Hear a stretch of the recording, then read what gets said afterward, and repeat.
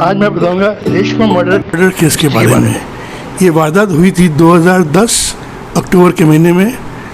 जगह नई Delhi Paharganj area, hotel महाराजा castle. Hotel महाराजा castle 207 number room में एक कपल ने किराए में लिया, मतलब रहने के लिए आए। तो नाम लिखाया एज हस्बैंड वाइफ। उन्होंने विनोद एंड नेहा के नाम से रूम बुक किया।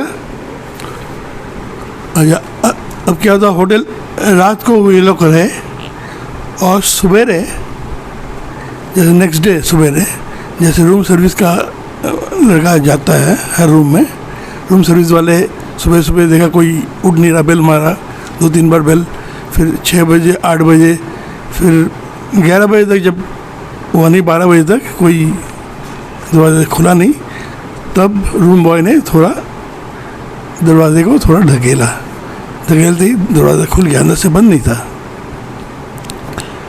लॉक नहीं था। तो और खोलते ही उनको नज़र में आया एक औरत लेटी हुई है बेड में, हाथ पाँव फैला के और आंखें खुली। तो देखते ही मालूम पड़ता है कि उसकी मौत हो चुकी है। तो सो नहीं रही थी, मौत हो चुकी है। तो जैसा होता है पुलिस को रिपोर्ट की गई, पुलिस आई, फ़ोटो वगैरह लिया गया फोरेंसिक वालों ने और लाश को पोस्टमार्टम के लिए भेज दिया गया। पुलिस ने फिर तहकीकात शुरू की। तो पूरे कमरे की छानबीन की, लेकिन कुछ भी मिला, ऐसी कोई सबूत हाथ नहीं लगा सामान में या कोई, ताकि उनका शनाख्त किया जाए। तो फिर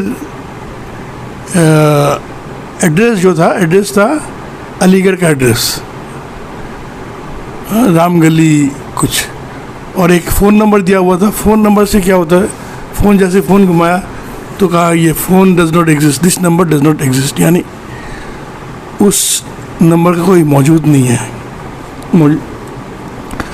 फिर पुलिस वाले गए अलीगढ़ में, वहाँ जाके भी देखा कि एड्रेस फर्जी है, क्योंकि राम गली कुछ है ही नहीं वहाँ पे, और राम गली का नंबर भी जो दिया हुआ था 610 वो भी फर्जी। तो पुलिस को मालूम पड़ गया कि ये नाम भी फर्जी होगा, नेहा और विनोद। और फिर दोबारा से जैसे तफ्तीश आगे बढ़ी तो एक पूरी टेबल के ऊपर पूरी रखी हुई थी, पूरी 2-4 पूरी बची हुई पूरी और कागज़ में लिपटा हुआ था। तो पुलिस इंस्पेक्टर के दिमाग में कुछ आया, सोचा कि उसने कहा उसके जूनियर से, इधर कांस्टेबल से बोला ज़रा लाना ज़रा। तो देखा एक जो कागज़ में लिपटा हुआ था, वो कागज़ था एक बिल, पेट्रोल पंप का बिल, ब्लैंक बिल, और एड्रेस था रेवड़ी हरियाणा। रेवड़ी एड्रेस, पूरा एड्रेस था वहाँ पे, नेशनल हाईवे 8 और शहीद विजेंद्र फिल्म स्टेशन जो भी था, पूरा एड्रेस ही था। तो पुलिस को लगा कि कोई सुराग की कोई रोशनी नज़र आई। तो वो लोग पहुंच गए, पुलिस पहुंच गई पेट्रोल पंप में। पेट्रोल पंप ढूंढना बहुत आसान था। फिर पेट्रोल पंप के मालिक से पूछताछ की तो कहा, वो मालिक उसने बिल देखा, बिल देखने के बाद बोला बिल तो हमारा ही है, लेकिन ये जो बिल आपको कैसे ये बिल मिला, ये बिल तो अभी चालू ही नहीं, हमारे पास जो बिल है, जैसे उनके पास बिल होता है वो लोग ख़त्म होने से पहले एडवांस में प्रिंटिंग प्रेस को बिल छापने के लिए बोलते हैं। कहते ये तो अभी तक हमें डिलीवरी हुई नहीं हुई, हमने इसका ऑर्डर दिया है लेकिन इसकी डिलीवरी हुई नहीं है। तो और प्रिंटिंग प्रेस पूछा प्रिंटिंग प्रेस का एड्रेस लेके प्रिंटिंग प्रेस पहुंच गए। फिर जैसे प्रिंटिंग प्रेस पहुंचे, उसका दुष्यंत, उसका मालिक, उससे पूछताछ की, आपके क्या है, ये बिल आपका है, ये हाँ हमारा है, लेकिन ये हमारे पास ये बाहर कैसे आ गई, ये ना तो पेट्रोल पंप में है, ये दिल्ली से हमको बरामद हुई है एक लाश के साथ। तो फिर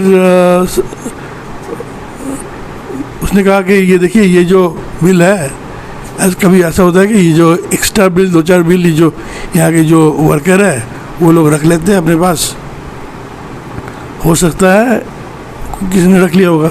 तो सारे स्टाफ को बुलाया गया, तो सारे ही मौजूद थे। तो सबने कहा कि नहीं, हमने तो कोई ऐसा बिल लिया नहीं है, एक्स्ट्रा बिल घर में लिया नहीं है हमने, जो है यहीं पे है, ऑर्डर अभी सर्व करना बाकी है। फिर एक चौंकाने वाली बात नज़र आई कि एक स्टाफ उनमें से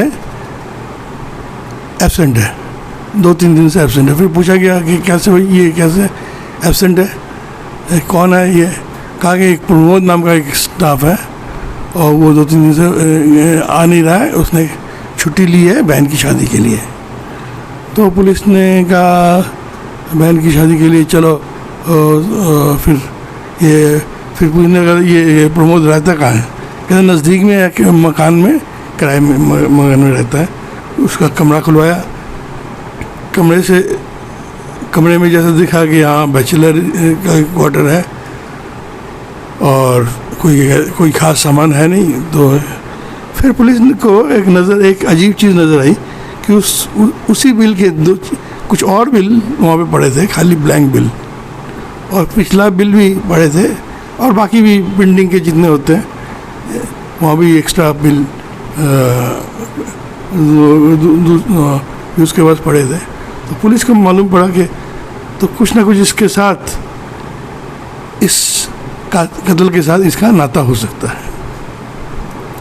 एक और बात उन पुलिस को एक नज़र आने आई कि फ़ोन बिल, पीसीओ का फ़ोन बिल, जैसे फ़ोन करते हैं तो पीसीओ वाला एक बिल भी पकड़ा देता है। तो उस फ़ोन बिल से पीसीओ का एक नंबर था, तो जो पीसीओ का बिल था वहाँ पे पहुँचे पुलिस। फिर पूछा कि भाई ये फ़ोन यहाँ से होता था, तो देखा एक ख़ास नंबर फिरोज़पुर पंजाब में एक फ़ोन किया गया था, उसी का बिल है। तो पूछा भाई ये क्या है? कहता हाँ यहाँ आता था प्रमोद, वो फ़ोन करता था यहाँ से। तो पुलिस को ऐसा लगा कि फिरोज़पुर जाना पड़ेगा, फिरोज़पुर की इसका सुराग कुछ फिरोज़पुर से है। फिर फिरोज़पुर पहुँचे उस पीसीओ में जहाँ से फ़ोन रिसीव किया गया था। तो फिर पीसीओ वाला कहा हाँ ये तो ये इस नंबर से फ़ोन आता था हमारे यहाँ, तो और ये बगल में एक फैमिली रहती है, वही लोग आके बात करते थे। फ़ोन पे एक फ़ोन आता था कि फलाना 5 मिनट में बात कर रहा हूँ, फिर वो लोग आते थे, फिर 5 मिनट बाद फिर फ़ोन आता था। इससे पहले जैसे उस ज़माने में मोबाइल का, जिनके पास मोबाइल नहीं है इसी तरह से फ़ोन करते हैं। तो फिर कहा फैमिली कौन है फैमिली? तो वहाँ पे फिर मालूम पड़ा श्रीनिवास शर्मा की फैमिली है बगल में वो। तो श्रीनिवास शर्मा को बुलाया गया। तो श्रीनिवास शर्मा कहा हाँ ये तो ये फ़ोन आता था, लेकिन मैं तो नहीं जाता था, मेरी बीवी जाती थी, बीवी का फ़ोन आता था, वो बात करती थी। आपकी बीवी कहाँ है? तो बीवी का नाम क्या था? मेरी बीवी तो रेशमा है उसका नाम, वो कुछ दिनों से ये है नहीं, वो मुझे छोड़ के चली गई। छोड़ के चली गई क्या बात है? फिर पुलिस को सख्ती से पेश आया, उस श्रीनिवास शर्मा से सोचा उसके साथ कुछ हो सकता है, उसने अपनी बीवी का कत्ल किया होगा। तो फिर उसने कहा कि ऐसी सी बात है कि हमारे यहाँ किराएदार हुआ करता था एक लड़का जिसका नाम प्रमोद, उसका मेरी बीवी के साथ एक नज़दीकियाँ भरी, तो नाजायज़ रिश्ता हो गया। एक दिन मैंने पकड़ लिया इन दोनों को। तो फिर मैंने गुस्से में आके मैंने बीवी के ऊपर बरसा और फिर प्रमोद के ऊपर भी बरसा और उसको घर से निकाल दिया। इसके बाद 2-4 रोज़ बाद फिर जैसे बीवी को इस बात को लेके बीवी के साथ झगड़ा होता था, तो फिर बीवी उसको छोड़ के चली गई। फिर उसने सोचा, पुलिस वाला ने कहा कि आपने बीवी छोड़ के चली गई, आपने मिसिंग डायरी नहीं किया। उसने कहा नहीं, ये तो इज्जत की बात है, तो मैंने किसी को बताया नहीं है, फैमिली की बात है। तो वो चली गई, तो मैंने सोचा चलो भला निकल गई, टूट गई, छुटकारा मिल गया। फिर पुलिस को फिर मालूम पड़ा कि कौन किराया था, क्या था, प्रमोद। फिर पुलिस को फिर मालूम पड़ा कि ये प्रमोद का कुछ इस कत्ल के साथ रिश्ता है। फिर जो है ना, फिर पुलिस जो है ना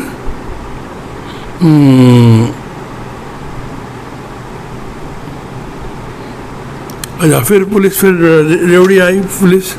फिर मालूम पड़ा कि प्रमोद की यहाँ कुछ दिन से कोई औरत रह रही थी उसके साथ। फिर दोनों फिर प्रमोद अपनी बहन की शादी में चला गया और दोनों चले गए शादी में, फिर लौटा नहीं अभी तक। तो कहाँ बहन रहती है? रेवड़ी नहीं एटा, सॉरी एटा में रहती है। तो पुलिस वाले फिर अब लगाया, अपना जाल बिछाया मुखबर के ज़रिए, इन्फॉर्मर के ज़रिए। फिर जैसे ही प्रमोद आया, उसको दबोच लिया गया और उसको फिर दिल्ली लेके आई पुलिस। तो दिल्ली लेके आने के बाद जैसे उसके साथ सख्ती से पुलिस अपनी तहकीकात की, मतलब ग्रिलिंग की, तो फिर प्रमोद टूट पड़ा और सारा कुछ बोल दिया। फिर बोला सारी बातें। उसने कहा कि ऐसी ऐसी बात है, तो मेरे साथ नज़दीकियाँ हुई थी, तो फिर मेरे पास आके रहने लगी रेशमा। फिर उसकी डिमांड आहिस्ता आहिस्ता उसकी डिमांड बढ़ने लगी, इधर लेके जाओ, उधर लेके, इधर जाना है, उधर जाना है। और उसकी आमदनी उतनी थी नहीं कि उसकी डिमांड पूरी कर सके, उसे घर में भी पैसा भेजना होता था। तो इसके ऊपर से रेशमा शादी के लिए उसके ऊपर जोर देने लगी। तो फिर उसने एक प्लान बनाया कि इससे कैसे उससे छुटकारा मिले। तो फिर उसने किया, उसी ने फिर पहाड़गंज होटल महाराजा कैसल में कमरा लिया, बुक किया 210